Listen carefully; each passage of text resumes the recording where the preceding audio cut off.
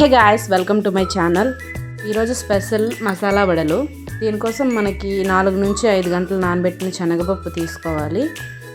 దాన్ని మనం మిక్సర్లో అయినా గ్రైండర్లో అయినా యూజ్ చేసుకోవచ్చు. గ్రైండర్లో అయితే సాఫ్ట్ అండ్ క్రిస్పీగా వస్తాయి. గ్రైండర్ ఉంటే టైం వేస్ట్ అనుకోకుండా గ్రైండర్లోనే వేసుకోండి.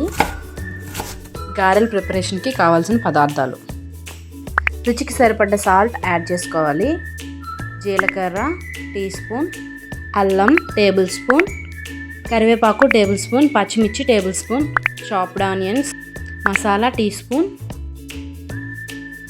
ఇవన్నీ మిక్స్ చేసే ముందు ఆయిల్ పెట్టేసుకోండి, తర్వాత మిక్స్ చేసుకోండి. ఈలోపు ఆయిల్ హీట్ అవుతుంది.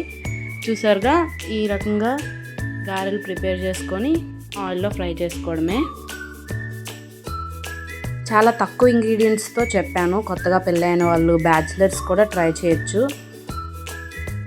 గ్రైండ్ చేసేటప్పుడు వాటర్ ఎక్కువ వేయొద్దు, అలా వేస్తే ఆయిల్ ఎక్కువ పీల్చేస్తాయి. కోర్స్గా గ్రైండ్ చేసి తీసేసుకోవాలి, మెత్తగా గ్రైండ్ చేయకూడదు. కొద్దిగా పప్పులు ఉండేటప్పుడే తీసుకుంటే క్రిస్పీగా వస్తాయి.